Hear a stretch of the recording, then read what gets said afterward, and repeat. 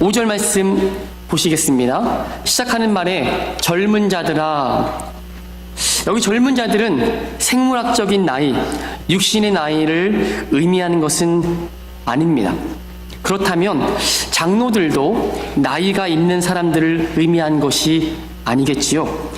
1차적으로는 맞습니다만 5장 읽지 않았습니다. 1절과 2절 말씀 보시면 장로는 양머리를 치고 목양하는 이 목회자를 말합니다. 베드로도 함께 장로된 자라고 소개하고 있기 때문에 여기서 말하는 설교하는 장로를 이야기합니다. 그러므로 장로란 짧게 말하면 바로 말씀을 가르치는 사람을 말합니다. 그렇다면 젊은 자들아는 누구일까요? 바로 교회에서 말씀을 배우는 사람을 의미합니다. 그렇다면 우리 모두는 지금 여기 젊은 사람에 속하는 것이죠. 젊다고 하니까 기분 좋으시죠? 말씀을 듣고 배우는 사람은 젊은 사람이라는 겁니다. 우리 모두는 지금 말씀을 듣고 배우면서 신앙생활의 영적 원리에 대해서 차근차근 배워나가려고 합니다. 먼저 장로들에게 순종할 것을 말씀합니다. 성경에 비추어 잘못된 것이 아니라면 하나님의 말씀에 순종할 수 있어야 된다고 권면하는 것이지요. 순종할 수 있는 이유는 먼저 예수님도 하나님의 아들이시지만 고난을 통해서 순종을 배우셨다라고 말씀합니다. 우리 또한 예수님과 같이 순종하는 것이 마땅하다는 것이죠. 우리 함께 한번 찾아보겠습니다. 히브리서 13장 말씀이에요. 히브리서, 베드로전서 앞에 보면 야고보서고요. 또 한번 넘기면 히브리서입니다. 히브리서 13장 17절 말씀입니다. 368면에 있습니다.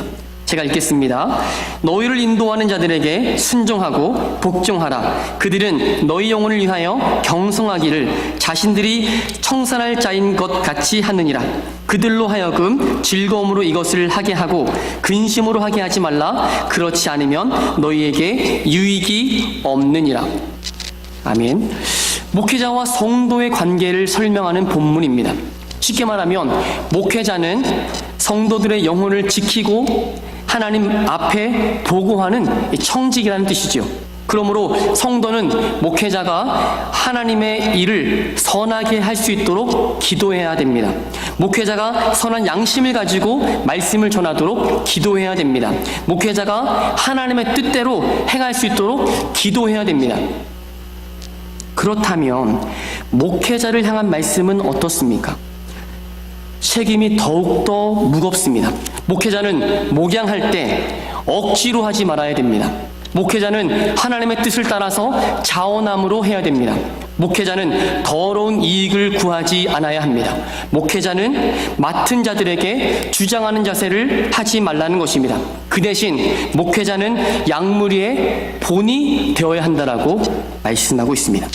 그러므로 오늘 베드로전서 5장 말씀은요, 장로들과 젊은 자들, 즉 목회자와 성도 모두에게 하시는 말씀인 것입니다. 그래서 5절 다시 보시면 피차 겸손으로 허리를 동이라고 말씀하는 것입니다. 허리를 수건에 동이고 제 아들의 발을 씻기셨던 역사적인 사건이 생각나십니까? 바로 예수님께서 유월절 전에 세상에 있는 자기 사람들을 사랑하시되 끝까지 사랑하신 사건입니다. 예수님은 수건을 허리에 두르시고 대야에 물을 담아서 제 아들의 발을 씻기셨습니다. 하나님이신 예수님께서 종의 모습으로 겉옷을 벗으시고 수건을 허리에 두르셨습니다. 이 세족식 사건은요, 예수님께서 십자가에서 자기 백성을 위해 죽으신 사건의 모형인 것입니다. 예수님은 자기 목숨을 속죄 제물로 하나님께 드리셨습니다. 사랑하는 저와 여러분을 섬기러 이 땅에 오신 것입니다. 이와 같이 우리도 예수님처럼 겸손으로 허리를 동이고 모든 사람을 섬길 수 있기를 주님의 이름으로 축원드립니다. 그렇다면 왜 우리가 겸손해야 할까요? 성경은 구약과 신약을 통해서 일관되게 가르쳐줍니다. 하나님은 교만한 자를 대적하시되 겸손한 자들에게 은혜를 주신다는 것입니다. 목회자나 성도나 누구나 할 것 없이 하나님 앞에서 겸손해야 한다는 것입니다. 잠언 3장 34절 말씀에 진실로 그는 거만한 자를 비웃으시며 겸손한 자에게 은혜를 베푸시나니, 에베소서 5장 21장 말씀에 그리스도를 경외함으로 피차 복종하라고 말씀합니다. 물이 위에서 아래로 흐르듯 은혜도 위에서 아래로 흐른다는 것입니다. 하나님이 주시는 은혜는 절대로 위로 역류하여 올라가지 않는다는 것이에요. 마음이 가난한 사람에게 하나님의 은혜는 폭포수처럼 흐르게 되어 있다는 겁니다. 이것은 우리가 절대 잊지 말아야 할 변함없는 영적인 진리입니다. 사도 바울은 스스로 고백하기를, 나는 사도 중에 지극히 작은 자다. 나는 죄인 중에 괴수라고 고백하고 있습니다. 우리도 바울과 같이 고백할 수 있어야 됩니다. 주님 앞에 나는 아무것도 아닙니다.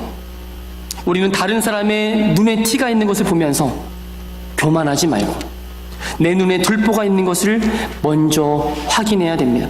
왜냐하면 사람은 겸손하지 않으면 자기 스스로를 돌아볼 수 없기 때문입니다. 잠언 18장 12절 말씀에 보면 사람의 마음의 교만은 멸망의 선봉이요 겸손은 존귀의 앞잡이라고 말씀합니다. 그러므로 사람이 교만해지면 다른 사람을 멸시하게 되고요, 모든 것을 자기가 해야 한다고 생각한다는 것입니다. 그러나 겸손한 사람은 먼저 주님께 은혜를 간구합니다. 다시 말씀드려서 하나님의 은혜로 살아가는 사람은 나보다 남을 낮게 여기고 나는 주님 없이는 아무것도 할 수 없다고 고백한다는 겁니다. 우리 모두 예수님처럼 서로 겸손으로 허리를 동이고 서로 섬길 수 있기를 주님의 이름으로 축원합니다. 6절 보세요. 그러므로 하나님의 능하신 손 아래서 겸손하라. 때가 되면 너희를 높이시리라. 이 구절은요, 미가서에서 쉽게 찾아볼 수 있습니다. 천지를 지으신 하나님께서 낮고 낮은 우리들에게 요구하시는 부분이 여기에 나옵니다. 함께 찾아보겠습니다. 미가서입니다. 미가서, 구약성경 미가서 6장입니다. 미가서 6장에 있는 말씀을 함께 찾아보겠습니다. 1295면에 있습니다. 미가서 6장 8절 말씀, 미가서 6장 8절입니다. 제가 읽겠습니다. 사람아, 주께서 선한 것이 무엇임을 내게 보이셨나니 여호와께서 내게 구하시는 것은 오직 정의를 행하며 인자를 사랑하며 겸손하게 내 하나님과 함께 행하는 것이 아니냐. 아멘. 하나님께서 우리에게 요구하는 것이 무엇입니까? 오직 정의를 행하며 인자를 사랑하며 겸손하게 내 하나님과 함께 행하는 것입니다. 하나님과 겸손히 동행하는 것입니다.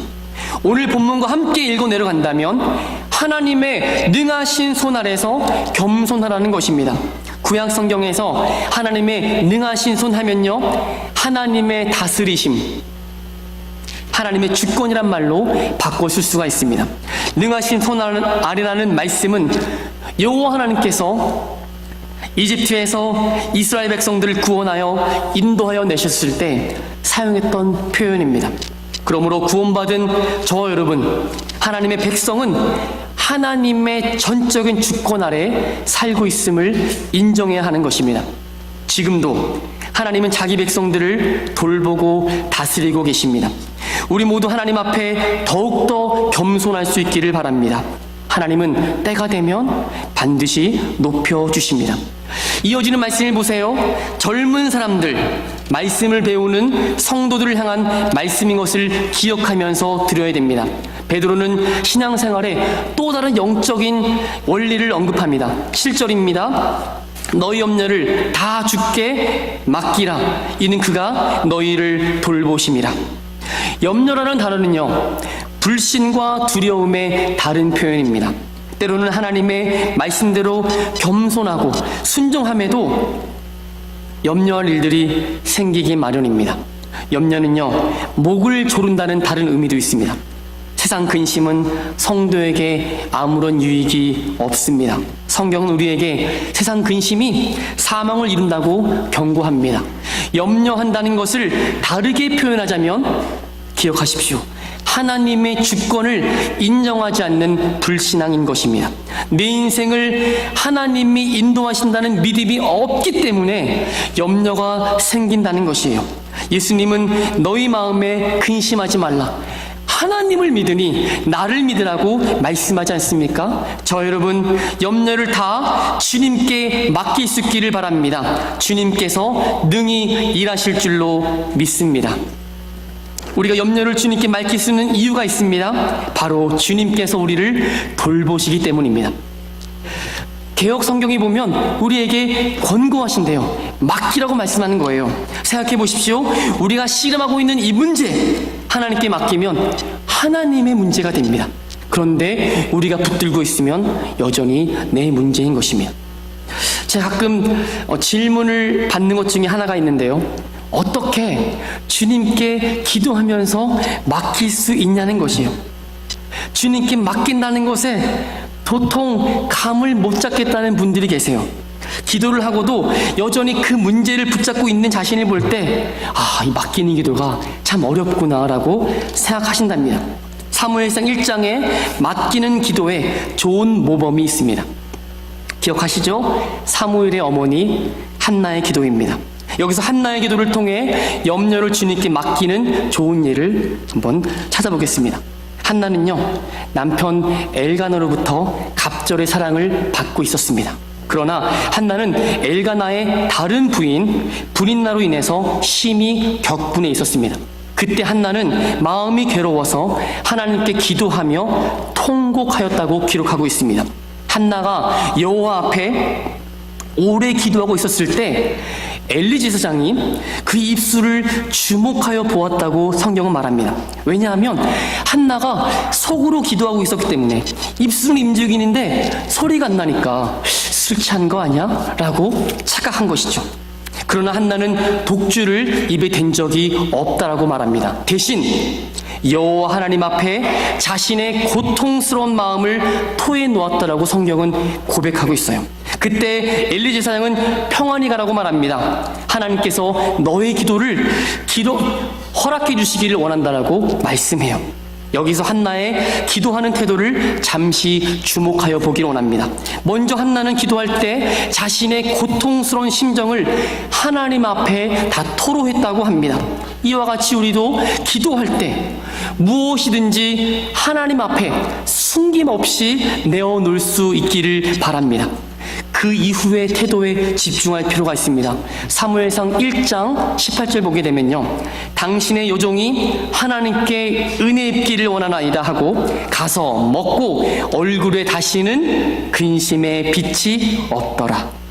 한나 얼굴에 다시는 근심빛이 없더라는 이 부분입니다. 이것이 바로 염려를 다 주께 맡겨버리는 것이에요.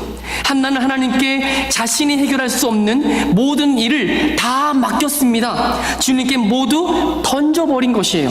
그리고 난 후 그 얼굴에 수심이 사라졌습니다. 근심의 빛이 없어졌다고 고백하고 있습니다. 이것이 바로 주님께 맡겨버리는 가장 좋은 예인 것 같아요. 저 여러분도 염려, 걱정, 그런 근심의 마음을 탈탈탈 털어서 기도할 때 다 십자가 앞에 주님께 던지시기를 예수님 이름으로 축원드립니다. 저 여러분이 믿는 하나님은요, 전능하신 분이세요. 못하실 일이 없으신 분이십니다. 우리는 우리가 할 수 있는 일을 기도하는 것이 아닙니다. 우리가 할 수 없기에 주님께 맡기는 것이에요. 하나님은 우리의 아버지가 되셔서 우리를 주님의 날개 아래서 지금도 돌보아 주고 계시는 줄로 믿습니다. 그러므로 아무것도 염려하지 말고 오직 모든 일에 기도와 간구로 우리의 구할 것을 감사함으로 아뢰 수 있기를 바랍니다. 모든 지각에 뛰어나신 하나님의 평강이 그리스도 예수 안에서 우리의 마음과 생각을 지켜주실 줄로 믿습니다. 주님께 맡겨본 사람만이, 그리고 응답을 받아본 사람만이 당당히 기도하고 맡길 수 있는 것이에요. 소원하기는 저 여러분 가운데 갖고 있는 염려를 하나도 빠짐없이 다 주님 앞에 맡길 수 있기를 바랍니다. 사랑하는 성도 여러분, 내가 신앙생활을 잘 하려고 할 때 가장 싫어하는 존재가 있습니다. 누굴까요? 누가 남편이라고 그러는 사람이 있어요. 남편이 아니고 바로 사단, 마귀입니다. 하나님의 말씀에 순종하고 겸손으로 허리를 동이는 것을 가장 싫어하는 존재가 바로 마귀라는 것이에요. 하나님의 주권을 인정하고 겸손하고 또 주님과 함께 동행하려고 할 때 방해하고 딴지 거는 존재가 바로 사탄입니다. 내가 갖고 있는 모든 염려, 두려움, 걱정을 주님께 맡기려고 할 때 끝까지 회방하는 존재가 있는데 바로 사탄이라는 거예요. 우리가 신앙생활의 영적인 원리를 이해하고 적용하려고 할 때에도 두 손과 두 팔을 벌려서 안 돼! 하면서 우리를 막는 존재가 있는데 사탄이라는 겁니다. 8절과 9절을 보십시오. 근신하라, 깨어라, 너희 대적 마귀가 우는 사자같이 두루다니며 삼킬 자를 찾나니 너희는 믿음을 굳건하게 하여 그를 대적하라. 이 말씀을 누가복음 22장 31절 32절 말씀과 함께 연결하여 보기 원합니다. 제가 읽어드릴게요. 시몬아 보라, 사탄이 너희를 밀가부르듯 하려고 요구하였으나 그러나 내가 너를 위하여 내 믿음이 떨어지지 않기를 기도하였나니 너는 돌이킨 후에 내 형제를 굳게 하라. 베드로전서 5장의 말씀과 같은 맥락을 이루는 말씀으로 보입니다. 성도가 하나님을 가까이 하며 그의 믿음이 굳게 되는 것을 사탄인 가만히 두고 보지 않는다는 것이에요. 주님께서 시몬 베드로에게 매우 이상한 경고를 하시는 거예요. 바로 사탄이 베드로를 밀가부르듯이 할 것이라는 경고입니다. 이 말씀은 후에 베드로가 닭이 울기 전에 3번 주님을 부인할 것이 될 것을 이루신 말씀이죠. 주님은 왜 베드로에게 이런 경고를 하셨을까요? 이 경고가 의미하는 바를 이해하기 위해서 먼저 밀가부른다는 말을 무엇인지 좀 이해하기를 해야 됩니다. 밀가부르는 것, 그 밀의 알곡을 남기고 쭉정이를 제거하는 이 키재는 거잖아요. 그렇죠? 제가 농사를 안 져봐서 잘 모르는데 찾아보니까 그렇습니다. 그렇다면 이렇게 채질을 해서 알곡만 남기고 쭉정이를 제거하는 것이 바로 사탄이 베드로를 밀가부르듯 하는 것과 관련이 있다는 겁니다. 이 말씀은 하나님께서 사탄을 채와 같이 사용하셔서 베드로에게 있는 쭉정이들을 제거하셨다는 뜻이 담겨 있다는 거예요. 사탄이 하나님께 사용이 되어서 우리를 밀가부르듯이 하였는지는 몰라도 그 과정을 거치는 동안 우리는 쭉정이의 본성이 벗어나게 되고 하나님께 더욱더 가까이 나갈 수 있는 줄로 믿습니다. 결국 이 말씀은요, 겉으로 보기에는 경고같이 들립니다만 그러나 그 깊은 곳에는 주님의 사랑의 마음이 있는 것이에요. 다시 말해서 사단은요, 우리의 신앙을 박살내려고 우는 사자와 같이 두루다니며 삼킬 자를 찾고 있는다는 것입니다. 그러나 예수님은 베드로를 향해서 믿음이 떨어지지 않도록 기도하셨습니다. 우리 여기에 주목할 필요가 있습니다. 너는 돌이킨 후에 내 형제를 굳게 하라는 그 말씀에 조금 더 주목할 필요가 있습니다. 예수님은 베드로가 3번 부인할 것을요 다 아셨어요. 그리고 다시 회개하고 돌이킬 것도 아셨습니다. 그리고 주님의 사랑과 배려로 다시 일어나서 베드로를 통해서 더 많은 제자들이 주께 믿음으로 굳게 서실 것도 아셨다는 말씀입니다. 우선 우리는 사탄이 우리 믿음이 굳건하지 못하도록 방해한다는 사실을 여러분 인지해야 됩니다. 우리는 하나님이 기뻐하시지 않고 사탄 마귀가 좋아하는 일을 지금 하고 있지 않는지를 돌아보아야 합니다. 내가 지금 믿음이 떨어지고 있는 이 현실을 진단하고 나를 위해 기도하시는 예수님 바라보고 말할 수 없는 탄식으로 기도하시는 성령님을 바라볼 줄 알아야 됩니다. 또한 나를 위해서 함께 기도하는 가족과 성도들을 기억해야 됩니다.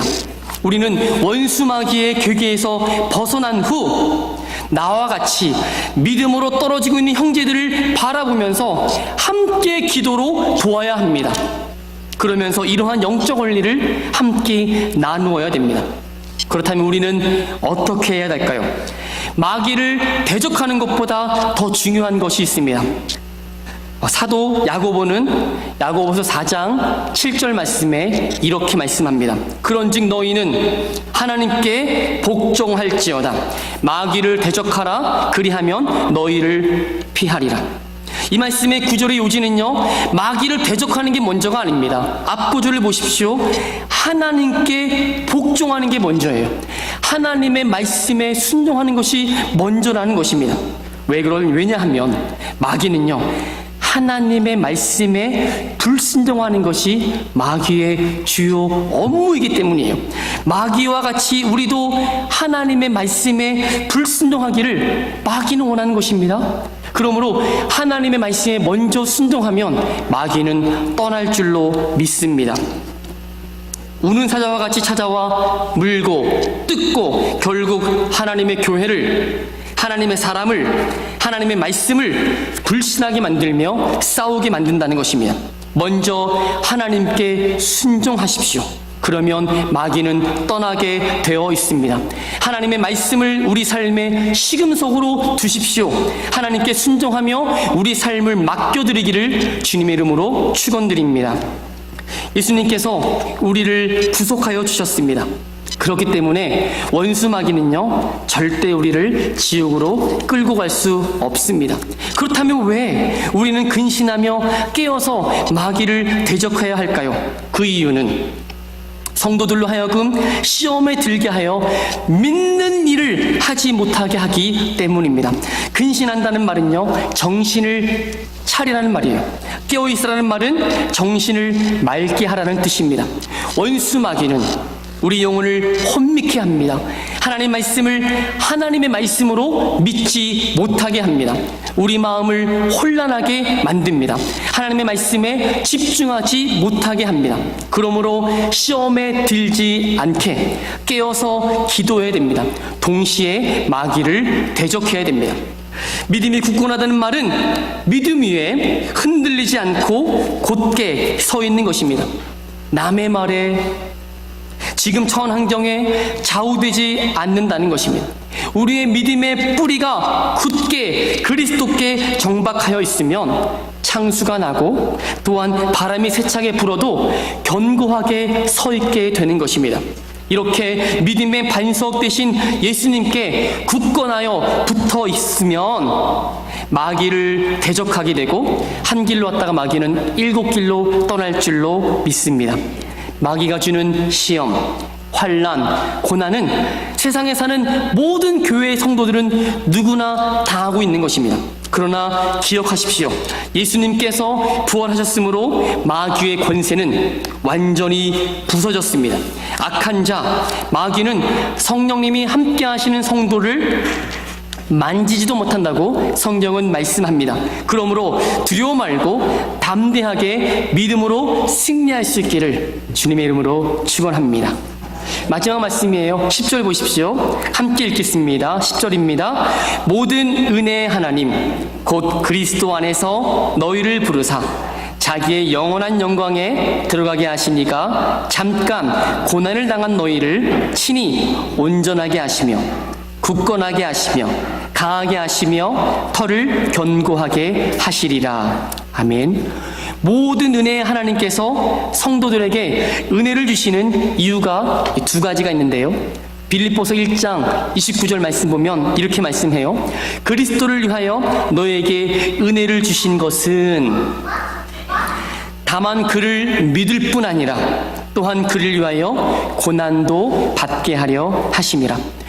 오늘 여기서 말하는 고난은 마귀가 주는 것이 아니라 하나님께서, 기억하십시오, 은혜로 주신다고 말씀합니다.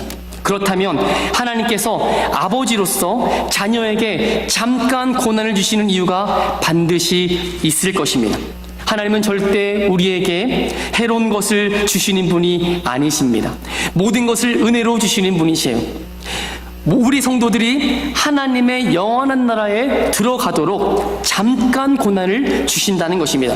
로마서 8장 18절 말씀 너무 잘 기억하시죠? 현재의 고난은 장차 나타날 영광과 좋게 비교할 수 없습니다. 그러므로 오늘날 성도들이 세상에서 당하는 그런 것은 바로 영원한 영광에 참여하게 하시려고 모든 은혜의 하나님이 성도들에게 주신다고 결론을 내리고 있습니다. 그래서 오늘 제목이 모든 은혜의 하나님인 것이에요. 우리 생각에 아무리 오랫동안 고난을 당한다 하여도 영원한 천국에 비하면 짧은 것입니다. 여러분은 지금 참으로 잘 인내하고 계신 것입니다. 우리가 잠시 받는 환난에 경한 것이 지극히 크고 영원한 영광에 중한 것을 이루게 한다고 성경은 고백하고 있지요. 하나님께서 우리를 하나님의 뜻대로 온전케 하고 계시는 것입니다. 모든 선한 일에 너희를 온전하게 하사 자기의 뜻을 행하고 계시는 줄로 믿습니다. 우리는 예수 그리스도를 믿음으로 법적으로 의롭다 칭함을 받았습니다. 얼마나 감사한 일인지요. 그러나 우리의 생각과 우리의 말과 행하는 모든 것은 범사에 온전하지 못하는 것이 우리의 문제입니다. 그래서 모든 은혜의 하나님이 이 모든 것을 아시고 고난을 통해서 죄를 회개함으로 온전케 하기를 원하시는 것이죠. 온전하게 만들어지는 과정 가운데 우리의 믿음이 굳건하게 서가는 것입니다. 그뿐만이 아닙니다. 힘겨운 고난이 지난 후에 되돌아보면 우리의 믿음이 강해진 것을 확인해 볼 수 있습니다. 비 온 뒤에 땅이 굳어지듯 성도가 고난을 당하면 하나님을 더욱더 의지하게 되고 터가 견고하게 되는 줄로 믿습니다. 이제 결론을 맺겠습니다. 신앙생활의 영적 원리는 정말 단순합니다. 그러나 하나님께서 세상에서 잠깐 고난을 도구 삼아서 보내심을 깨닫게 되시기를 바랍니다. 그런데 반드시 사랑하시는 성도들을 온전하게 하시고 굳건하게 하시고 강하게 하시고 터를 견고하게 하신다는 사실을 끝까지 믿으시기를 바랍니다. 다들 힘드시죠? 어려운 일 많이 당하시죠? 하나님의 그 모든 은혜로 여러분 잘하고 계신 것입니다. 이 모든 일련의 일들은 모든 은혜의 하나님의 주권 아래 세상에 있는 모든 믿는 자들, 형제들에게 동일하게 일어나고 있다고 베드로 사도는 고백하고 있습니다. 하나님의 말씀을 배우는 젊은 사람들은 들으십시오. 우리의 믿음을 하나님의 말씀 위에 바로 세우시기를 바랍니다. 여러분은 어려움을 당할 때 절대 혼자가 아닙니다. 하나님께서 바울에게 무릎 꿇지 않은 믿음을 지킨 7,000명을 남겨두셨다라고 말씀합니다. 저 여러분, 그 모든 은혜의 하나님께서 은혜를 주신 것은 다만 예수님을 믿을 뿐 아니라 예수 그리스도를 위하여 고난도 받게 하셨다는 말씀을 꼭 마음에 새기시기를 주님의 이름으로 축원합니다. 기도하겠습니다.